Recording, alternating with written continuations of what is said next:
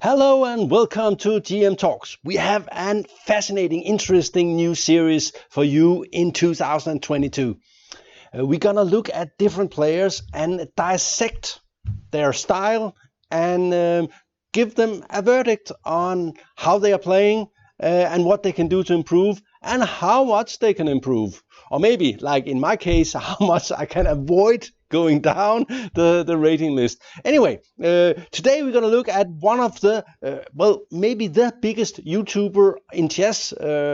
It's Gotham Chess. And he's been a big inspiration. And we have seen recently that he's talking about becoming a GM on his channel. And if you haven't, of course you have seen it, but if you haven't, please go in and watch it. He's very entertaining and much more funny than me, unfortunately. I hope I will improve in that area. Anyway, he's been interested. He's an IM with 23, some 70 or something, and of course he will have to go to something like 2,500 to become a GM. So is that possible? That's the big question. First of all, you could say that, okay, a guy like, his name is Levy Rozman, I don't know him personally, that a guy like that is supposed to could do anything he wants, because he, after all, he managed to get like 1 million subscribers on YouTube, and we've been going at it for about a year, and we're not close to 1 million. So I can say that, and I'm not sure we will be in 5 years. So becoming a GM is maybe more easier than getting 1 million subscribers on YouTube. I could imagine it. I mean, at least it demands more fantasy and sort of grit in a different way. Anyway, let's get into it. I've chosen 5 classical games, recent games that he played in this fall of 2021, and I'm gonna look at different aspects of the game. Let's just get into it. This is Levy Rozman versus Robert Perez, and it's a New York Grandmaster Tournament, the B Group Invitation 2021 in New York, and he's white. And what I'm going to look at is the openings. That's one thing. The middle game, that's another thing. The end game, or you could call it technique. And then I'm going to look at general understanding of the game. I expect that to be rather high, because I've seen some of Gotham Chess's videos, and it seems he understands a lot about chess. And then I'm going to look at calculation and how he's doing in that field. So that's the 5 criteria, and we're also going to use that on different players, like maybe one of you viewers who's got 1,800 who can send me 10 games, recent games, and I will dissect you and find out your potential, or as they say, to find your true potential, as my son's Ninjago says. Anyway, here is white against Rozman, and this is the Grünfeld. And he takes, and and we'll go fast through the opening, because, one of the things is the openings. And here, Rozman plays h3, and here's a little secret. I prepared h3 for the Danish Championship. That was played in September 2021, and I think it's underestimated. It's a very interesting line for white, and I would recommend it for people who are afraid of the Grünfeld Indian. There are some tricky lines, and the main line, it says it's a draw, but it's very difficult to play for black. So I like this system for white. And the funny thing is that this h3 makes this bishop sort of swimming in midair. Anyway, let's get on with it. Take, and it's the other way around. The thing I want to say about this h3 is that it seems that Rozman knows modern opening theory, and that is an essential part of becoming a GM. You have to get an edge in the opening. If you're a full-time professional player, you simply have to have better openings than your opponents. You're gonna have to beat the amateurs who's got amateur openings, and you need to have better openings than them. That's just a fact. It's the one part of the game where you can be sure you can use your edge in every game, and you need to do that. So this is so far a good sign. And a d5 is the best move, and actually this exchange sacrifice is really good. And it's actually kind of bad for black to take it, because white is simply much better in this position. This bishop here is just a monster, and the black squares are so weak, and black has no pieces, has no potential. Of course, he's got an exchange more, but there is the middle game in between there. F6. Rook here, I also like that. It might at the moment, black's only hope for developing is to get this one out here, and it's not so easy. And you don't want to really play this because of this, and then this bishop could come in, and also you weaken the white squares. So you don't. And here again we see that the rooks are not really good defenders. They are much better when attacking. And a good move here could be bishop e3, see a5. I'm not sure I like that, but of course he was afraid of this threat. Okay. And all this is nice. Bishop e2, I'm not completely convinced about this move, but it does take away this square for sure. And e5, and that's sort of trying to solve the problems immediately. The problem is that with a5, black weakened the b file, so it will not be easy to get the pieces out without losing something. I think the best move for white here, according to computer, I didn't check most of this with the computer, by the way. I was trying to keep my mind fresh, just getting my impression on the flow of the game, not exact calculation. But queen e3 does look pretty good. f4 is coming, and but what Levy does is queen b6, and I kind of like that too, because this just shows some deep understanding that you will have a big compensation for the exchange even after the exchange of queens. So the exchange of queens is not the end of the world. It almost doesn't matter, because you will keep your initiative after this. So this game was a rather nice game for white, I think. Here, this is a big blunder, and allow to take here, and it's already a really serious problem for black that this mate is coming. And here Levy plays d6, which I don't really like. I like f4, just pushing the pawns, because basically due to these and this problem, this rook will never ever be part of the game. So and the other pieces are not. Black doesn't have any counterplay, so you just push the pawns and get it going. Anyway, we'll do this really fast. f4, of course, takes e5, threaten e6 and e7 and mate. Rook here. And again, we see that, and this is not so much to exchange the bishop, but to take away this square, so the pawn may go down. Take, and he has to do that before e6. But here, just this move, and at this point, white is actually threatening this, and after take here, you play this move, and this is unpreventable. So g5, but doesn't help at all, and the king is stuck in the corner.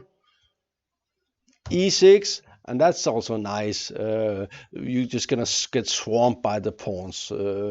So take, and here you resign. After something like this, you should be wary. Don't play this move due to this and check, but just take here and give a check and take the rook, and that's end of the story. Anyway, nice game, nice opening, maybe some slight inaccuracies in the middle game, but that was probably fine. So this looks very good. This looks like, okay, this could be a GM just crushing. This Perez guy had 23.78, so you're just crushing an okay IM. This is what you should be able to do as a GM. Okay, let's see the next game. And we're not going to say the game. Here is white against Wang Qibiao, also from the same tournament, New York, B group, 2021 in November. And we have, and this is the semi-Slav, and this is bishop e2, and that's kind of smart also, because the idea is you want to deny black from playing the real Meron. And I'm going to show you why it's smart. by the way. Here, another move, of course, is queen c2, which is more or less the main line, along with bishop d3, which is known as the main line.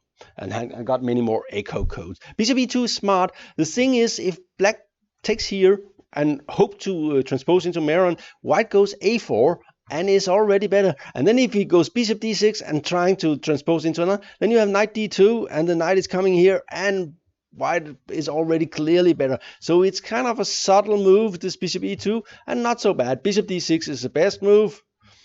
Castle, castle, and b3, all very nice. Normal moves. b6, maybe the best move. b7, queen c2, and we have transposed into a main line Meron. Rook c8, I'm not completely sure about that. Rook queen e7 is probably more precise, but this is definitely a normal reaction to that move here. And here this position is sort of interesting. Sometimes if black had played queen e7, he could play f5. Of course, you would like to play f5, but at the moment the bishop is hanging. Right here is always a little bit scary, because you give away this square and you get the queen very close to your king. Queen here, bishop here, and here it seems that black has already lost the thread of the game, but because bishop e7 cannot really be correct. So it seems here that Levy is doing well in the opening.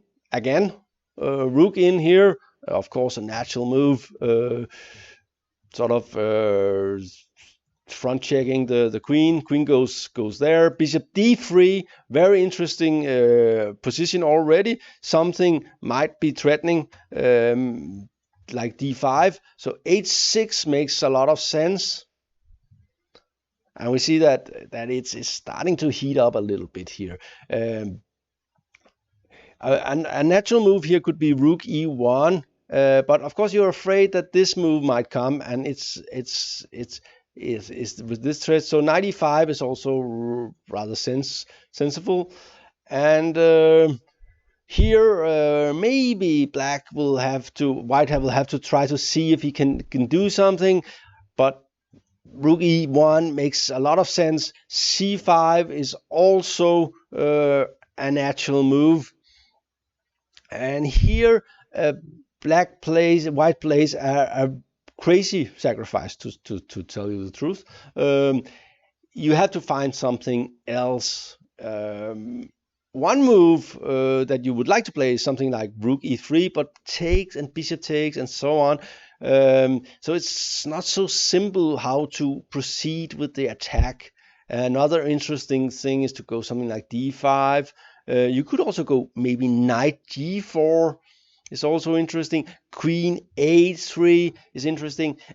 Anyway, it's difficult position. You have to make a difficult decision. You seems white has some initiative, a threatening position, but it's no fatal blow. And yet Levy uncorks this. And I was a bit surprised when I saw this, because he looks in the other games, he looks like he's a very positional player, playing the Caro-Kann and playing sort of sensible moves. And this is very dynamic, and it's of course not correct, because after all, black has not made anything that demands that you can punish him like this. And here he goes on to do this, and I think you can actually take it. You can take this rook. But rook here is not bad at all, and also a very sensible move. And here we see that, okay, you lost a rook, but you're not really in any serious position to do anything. And yeah, he plays d5, and here I think this just refutes white's play. It doesn't work, and that's something Levy should think about. Maybe he's not calibrating his attack correctly always, and that will not be a good thing if you want to be at GM. But anyway, the opponent played this move, g4. Well, you could say that white is definitely fishing here for some sort of compensation, and it's not very likely that he have it. Black can play anything here. What he did play was but not good.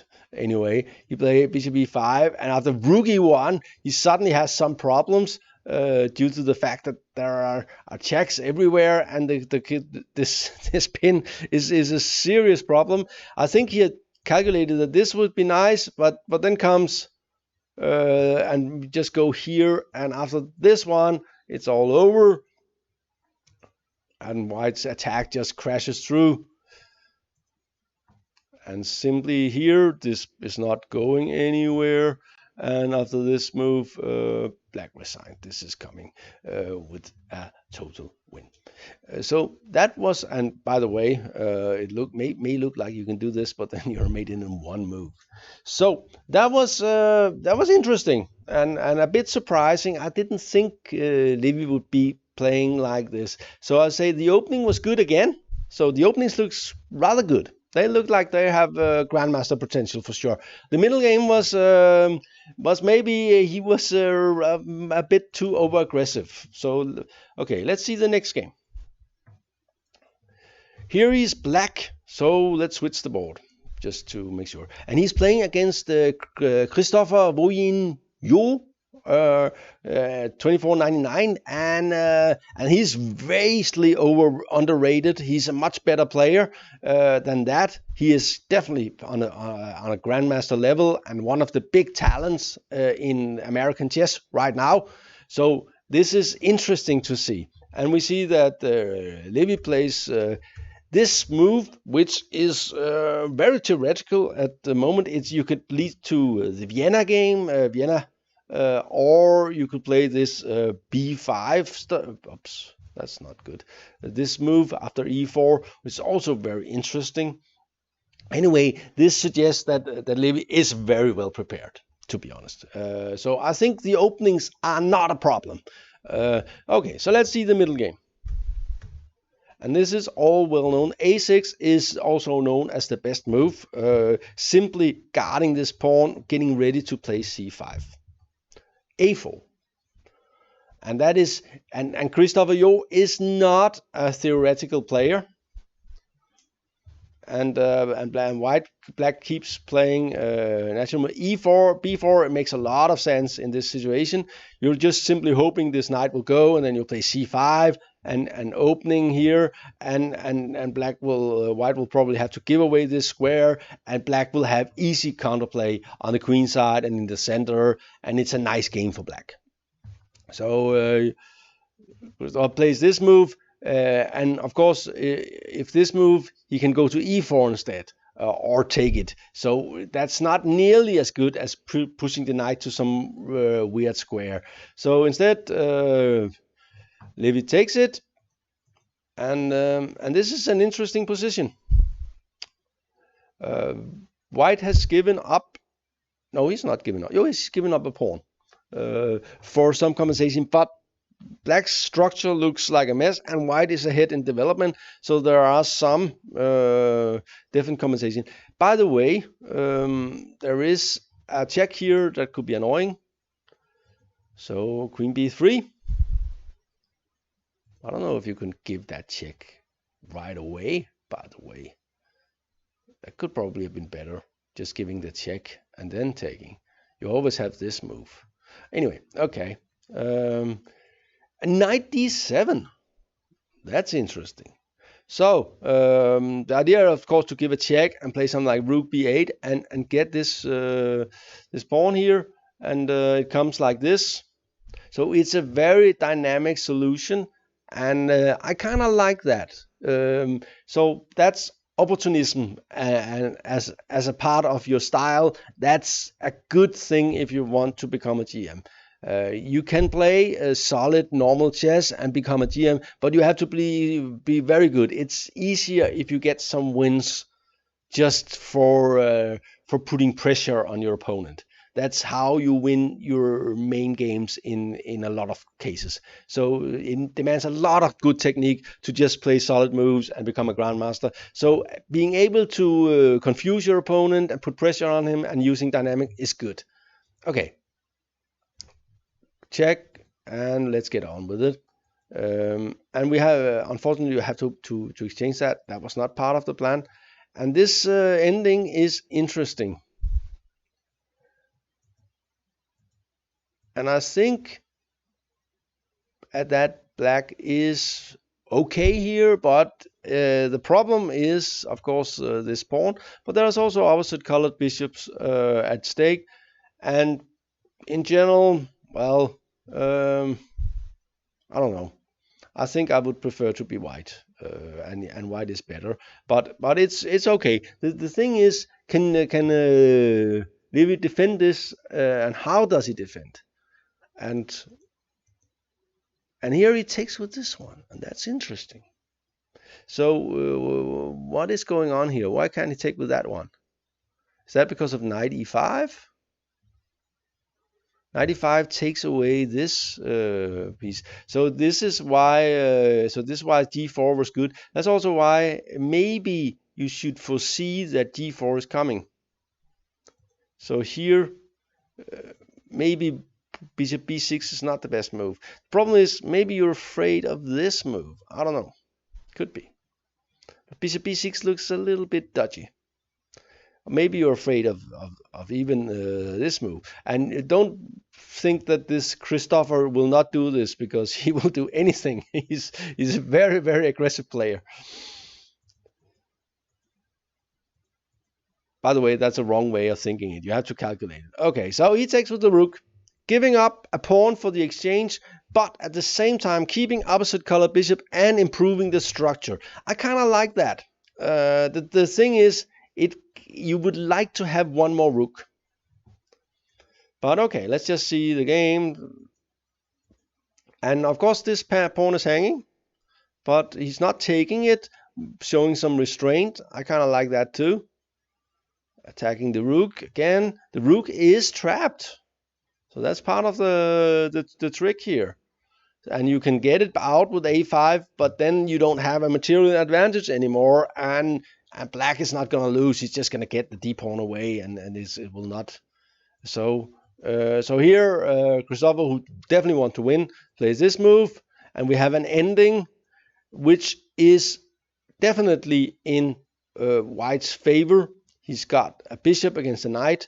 So let's see how this goes.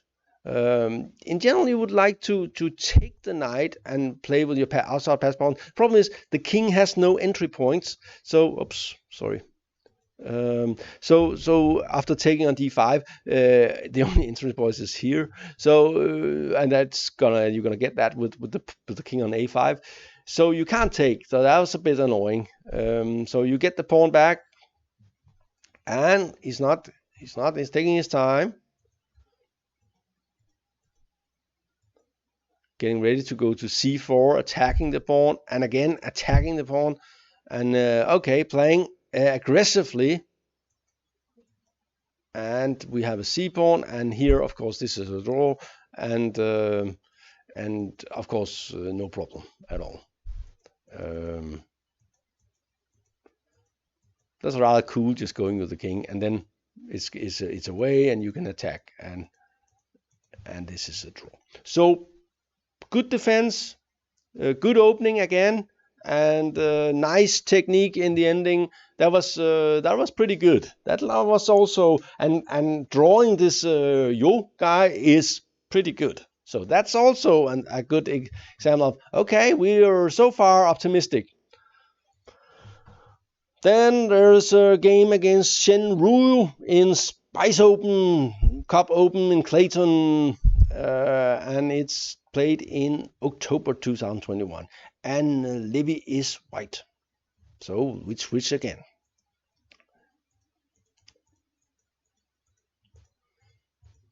And by the way, f4, that's aggressive. That's a 4-pawn attack.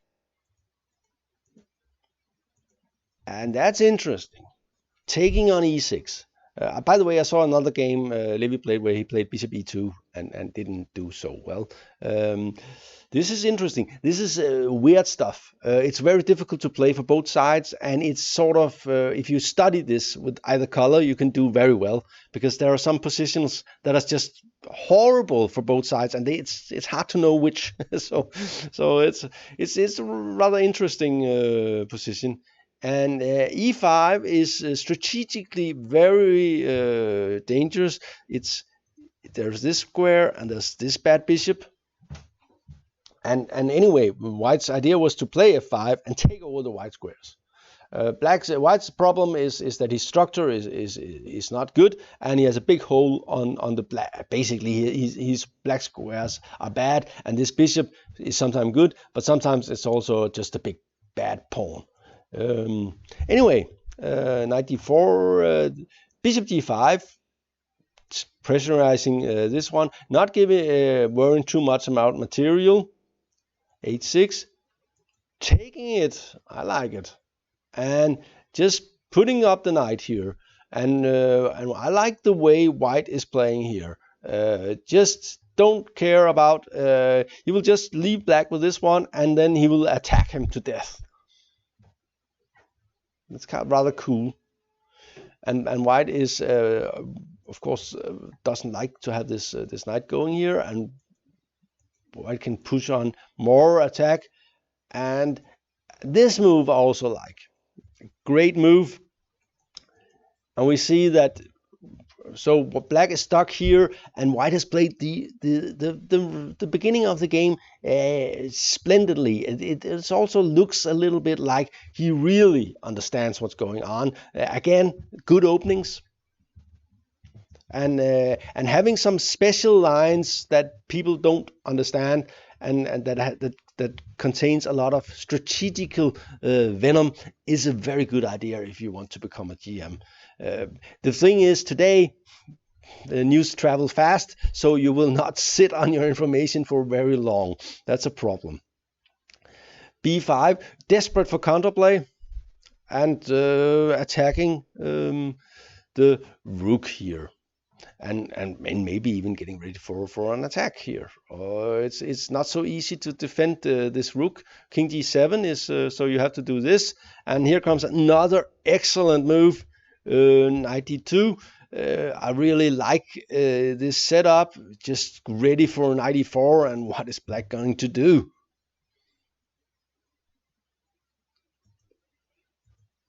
And here, and rook takes f5, and that was black's only threat here. And I'm sure that Levy understood that he is probably much better here, but unfortunately for him, he didn't quite understand it well enough. Because here he played a mistake, and then he completely lost the thread of the game. So far, White has played bendingly. Black got this rook takes f5. I'm sure he saw that and thought, playing knight f6, and I win the exchange. But it turned out it was not so simple. And we see that this counterplay here is kind of annoying. And also the king is not really happy here, because this could come. So what to play here with White? Here you just have to step back and take a big look and calculate like crazy and say, okay, actually the only problem I have is this pawn here is weak. So if I play this move, black runs out of moves. And that's pretty, when you realize that, it becomes sort of easy, because you will get the F file, and then you will have the attack, and all your pieces will be part of the attack, and black will have huge problem getting his pieces out. So here, just h3 is more or less winning. It's not easy to see. It's difficult. It demands some calculation, but also a cool head in these situations. And instead, it all goes to, well, it all goes bad. Knight f6, queen g5, and I'm sure he didn't see this, and it's it's all starting to fall apart. The queen is attacked. The rook will escape. And after this move, black is already clearly better. And now you really start to regret having this pawn here. And, well,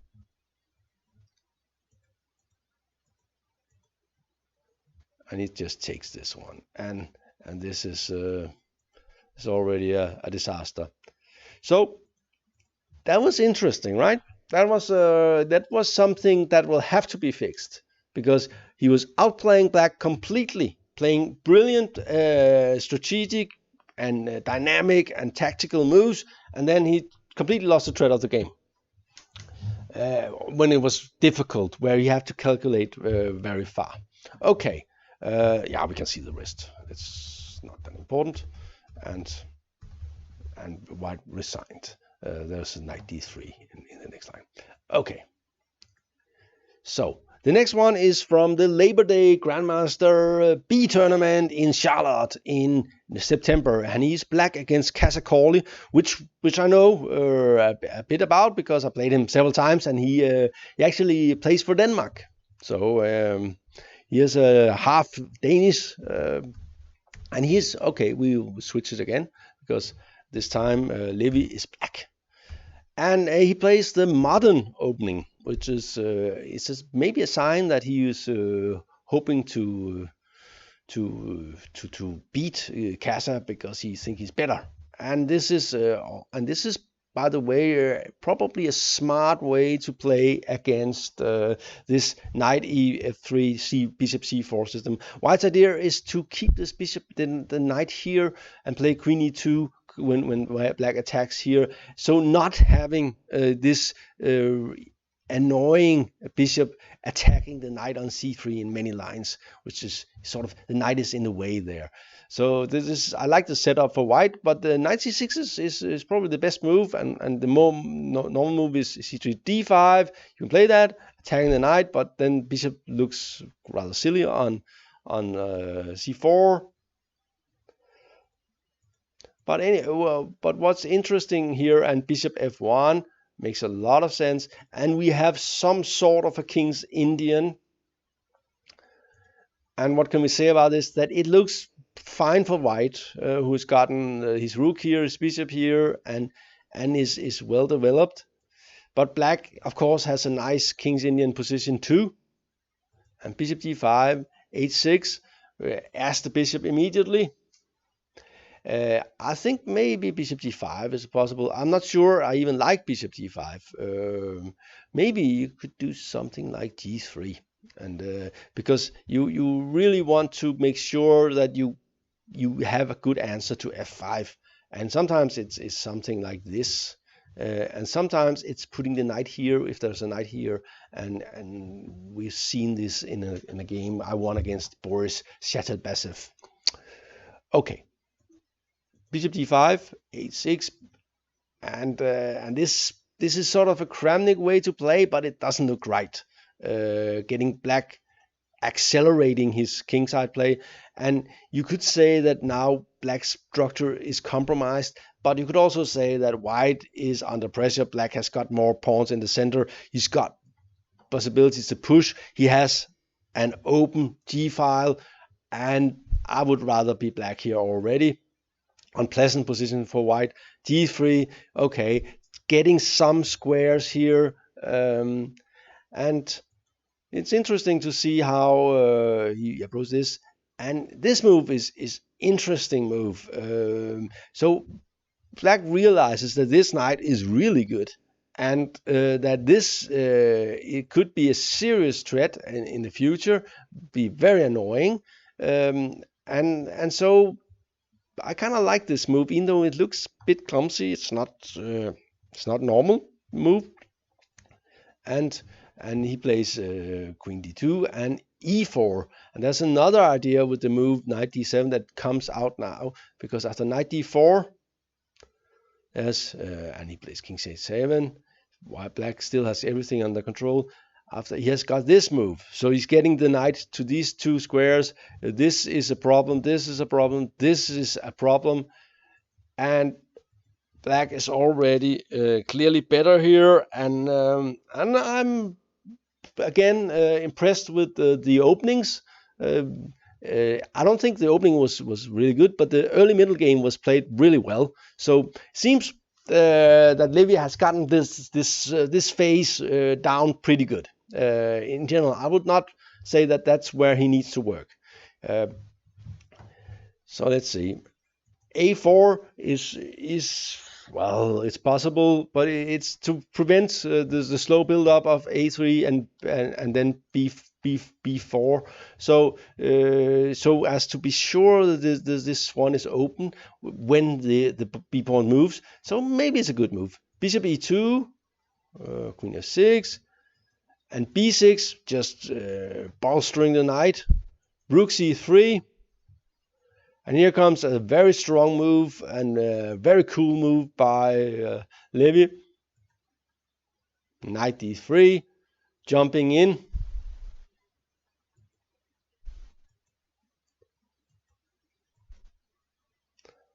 And already very, very unpleasant, hitting here and here. So he has to take. And we have a very strong white squared bishop threatening. Oops, I should remember to push the other button here. And so black sacrificed the pawn for this position, which is really nice because this one is coming, and this one is coming, and we're having a blast here. This might come, this might come, this might come. So black is firing on all cylinders. Everything is coming. Bishop D2, that was a mistake. But it was not easy to be white here. And Kassa Korley is a good player. So I am pretty impressed with the way he played this game. This was nice. This was nice. But, and here comes the big but. Take. And so let's recap. We want an exchange. He takes here to relieve the pressure here. And if I push this button again, you can kill me. And H5. So what can we say here? You got your clear exchange up, and white has no idea way of getting any counterplay as far as I can see. So you should win this game. Rook G8, I don't like, and that's partly because, I don't know, I think Rook E7 maybe, it could be better, I don't know.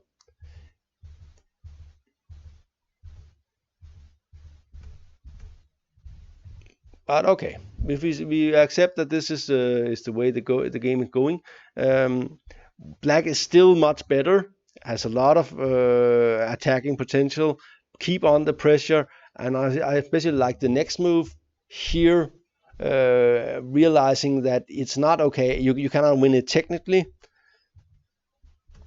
Okay, and this position is of course one. There's no doubt it must be one. I don't know how, I didn't study it very well, but it must be one. So if we know this is one, then you just have to find a way to win it. And here it seems the way it goes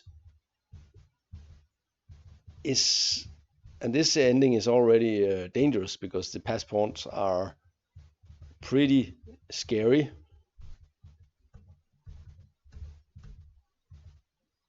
And that was